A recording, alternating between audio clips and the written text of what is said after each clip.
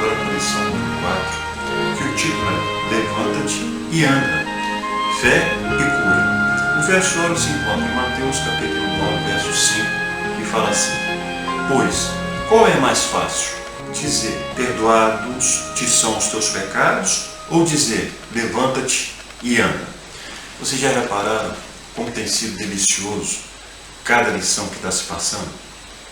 Você já reparou como você tem ficado mais forte em Cristo? Você tem reparado como a sua fé tem crescido?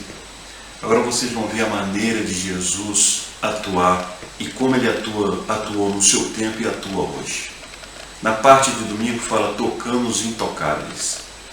Por que eram intocáveis?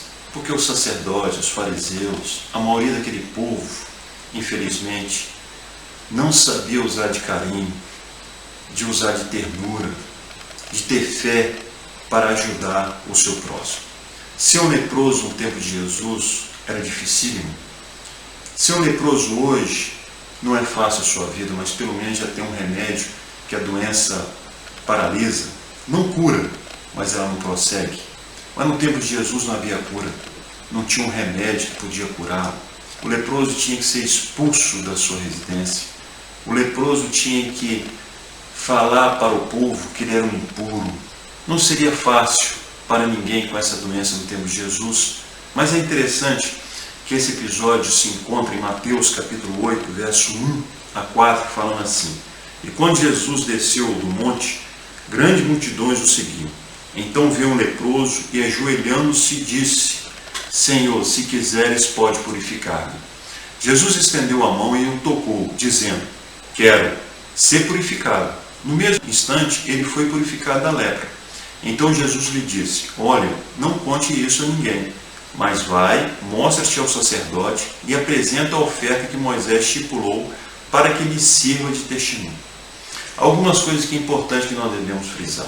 Algum missionário, algum homem que viu a aflição e a tristeza desse leproso, contou sobre Jesus a esse jovem. E ele cresceu a sua fé, a sua esperança. Mas ele tinha todos os motivos para não acreditar, porque ele nunca viu um leproso ser curado. E é interessante que Jesus faz uma coisa que ninguém tinha feito até aquele momento. Tratou ele com ternura, com amor. E por que eu sei disso? Porque Jesus tocou nele. E esse toque foi um toque de pai.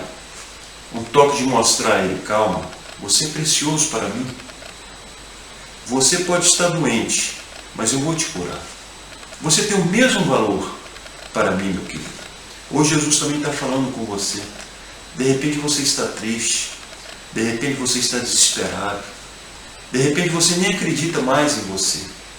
De repente porque você não tem sucesso no seu trabalho. De repente você não tem sucesso com a sua namorada. De repente não vê um sucesso na sua faculdade ou em outra coisa qualquer. Não fique desesperado. É isso que o diabo quer, que a gente se sinta o pior homem do mundo. Você sabe que no presídio eu preguei para um jovem de 20 anos. E ele cometeu um delito terrível. E ele me perguntou como leproso se Jesus poderia curá-lo. Falei, lógico que sim. Mas você sabe, irmão Pagano, eu vou te falar uma coisa. Você sabe quantos banhos eu tomo aqui no presídio? Falei, não, mais de 10 banhos. Você sabe que todo mundo gosta de mim, até os guardas. E eu perguntei, mas por que você toma tanto banho?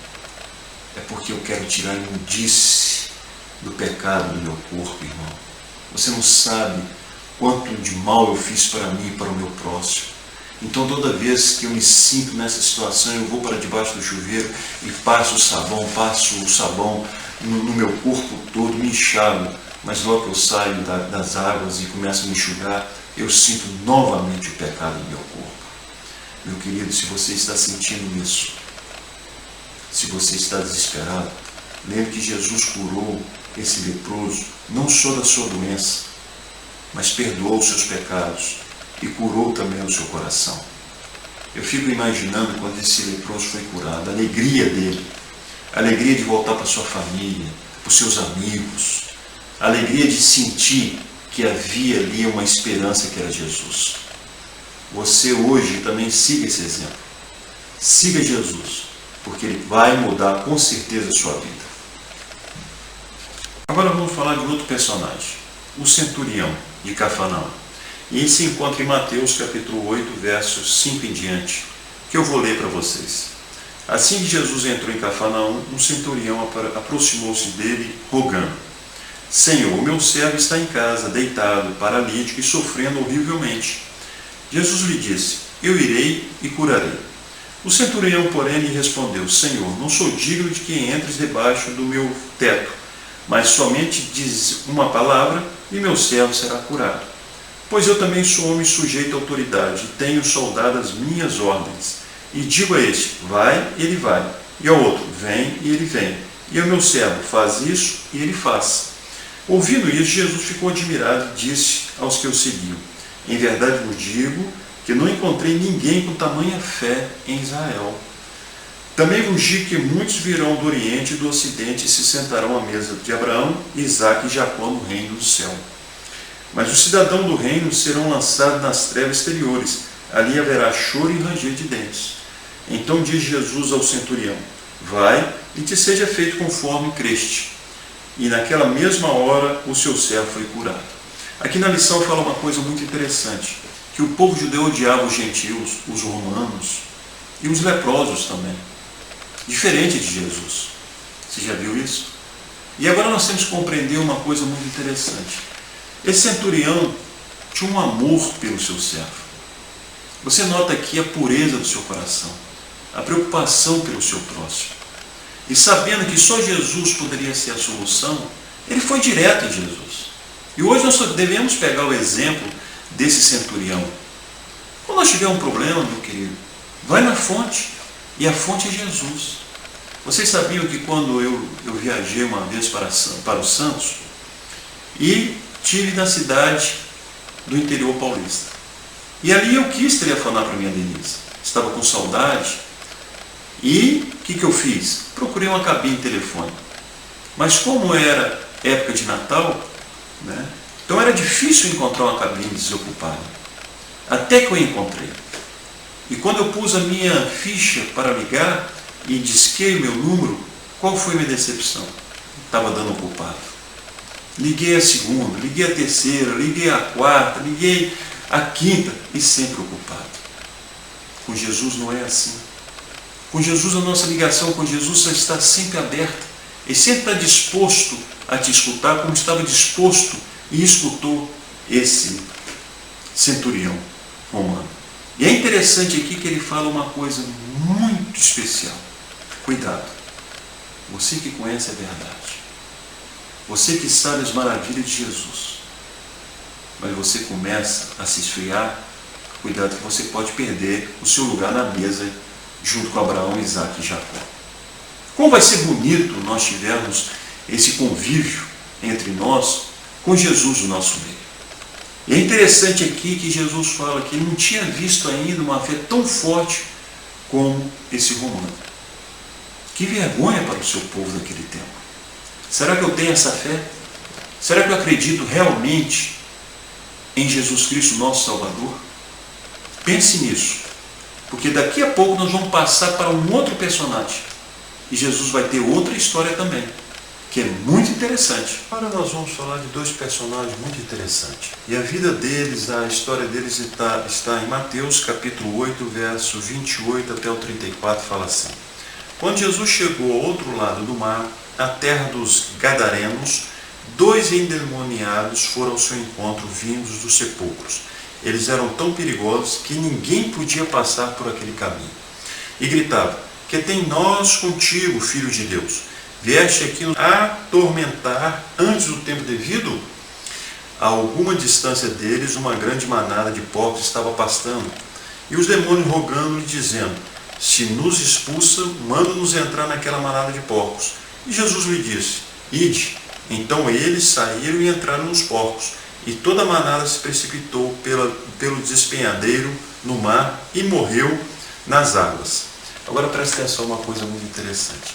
Imagina se nós estivéssemos ali com Jesus e entrasse ali naquela região e saísse esses dois possessos vindo na nossa direção. Qual seria a sua reação? Qual seria a minha reação? Será que nós fugiríamos? Era o mais fácil, né? Mas Jesus não correu. E é interessante aqui, meus queridos, que eles eram perigosos. E como os leprosos, eles já não viviam na casa onde eles tinham, já não tinham amigos. O inimigo dominou completamente a sua mente, a sua maneira de ser. Muitas vezes nós pensamos que podemos ficar em cima do muro. De forma nenhuma.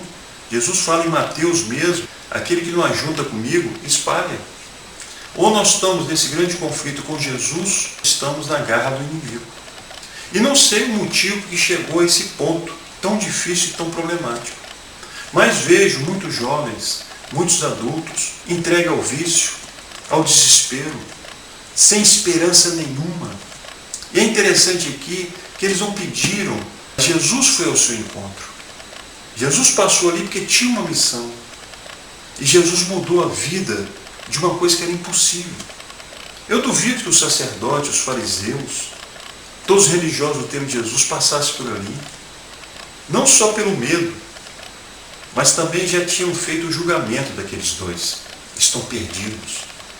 E o que era impossível para aquele tempo, para os familiares, para os amigos, foi possível através do poder de Jesus. Eu fico vendo aqueles dois voltando para o seu povoado.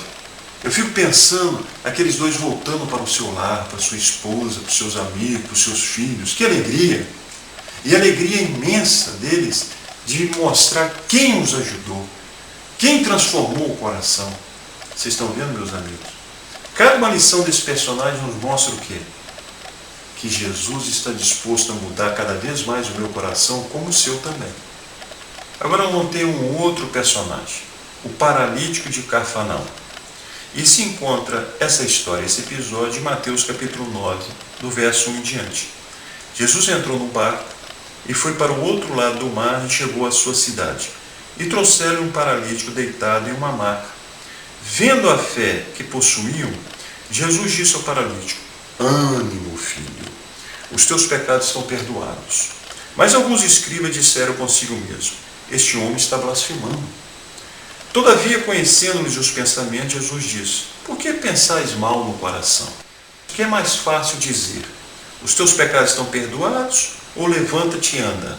Mas para que saibais que o Filho do Homem tem autoridade na terra para perdoar pecados, disse então o paralítico: levanta-te, pega a tua maca e vai para a sua casa. E ele se levantou e foi para casa. E ao ver isso, a multidão temeu e glorificou a Deus, que concedera tal autoridade aos homens. Meus amigos, agora nós estamos vendo uma coisa muito interessante aqui nesse personagem. Parecido com o leproso.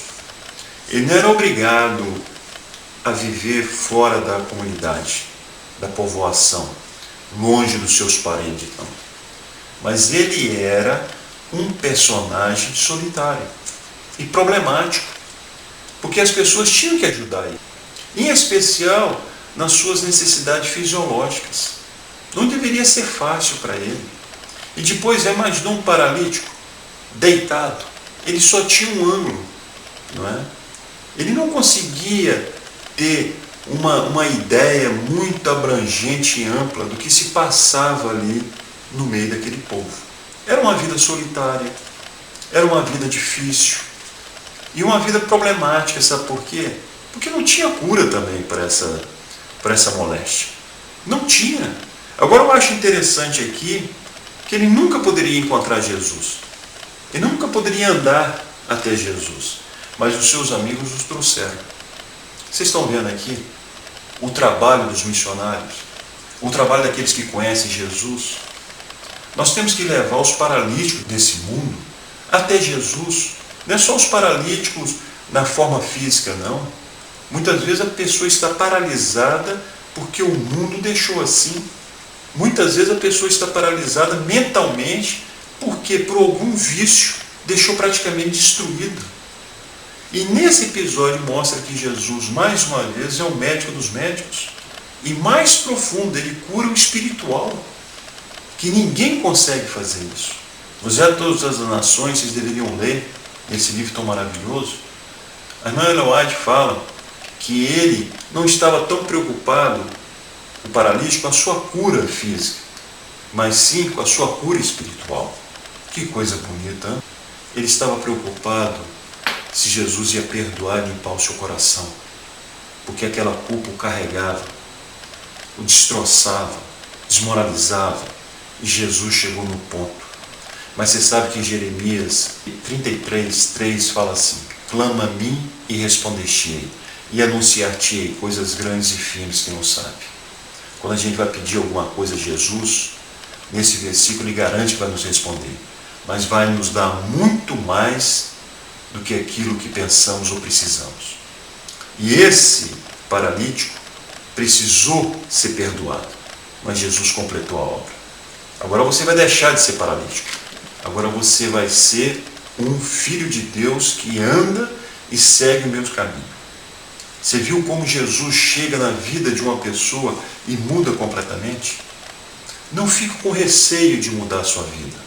Não fique de receio de você entregar o seu coração a Jesus. Olha o que ele tem feito com esses personagens todos.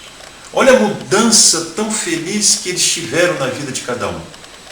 Experimente essa felicidade. Agora nós estamos chegando nos dois últimos personagens e a história está inserida em Mateus capítulo 8, verso 18 a 22. Eu vou passar a ler. Quando viu uma multidão ao seu redor, Jesus deu ordem de partir para o outro lado do mar.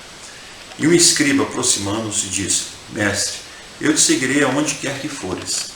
E Jesus lhe respondeu: raposas têm tocas, e as aves do céu ninhos, mas o Filho do Homem não tem onde descansar a cabeça. E o outro seu discípulo lhe disse: Senhor, permite que antes eu vá sepultar meu pai. Jesus, porém, respondeu: segue-me e deixa os mortos sepultarem seus próprios mortos. Sabe, seguir Jesus, nós não podemos ter outra coisa mais importante do que essa. Em Mateus mesmo fala, capítulo 6, verso 33, buscai primeiro o reino de Deus e a sua justiça, e todas as outras coisas serão acrescentadas. Então Jesus quis mostrar isso ali. Primeiro, segue-me. Primeiro, faz a minha vontade. E é isso que devemos fazer, meu irmão.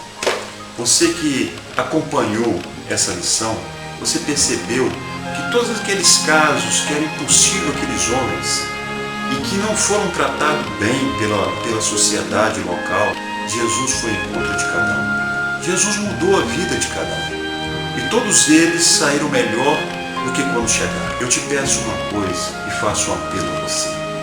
Entregue a sua vida a Cristo. Experimente examinar a Escritura e conhecer esse verdadeiro Deus de amor. Que você possa continuar nos acompanhando através de lições atrás de lições. Mas não esqueça de uma coisa: Jesus está tocando o seu coração. Que Deus te abençoe e que Ele possa guiar todo o seu caminho.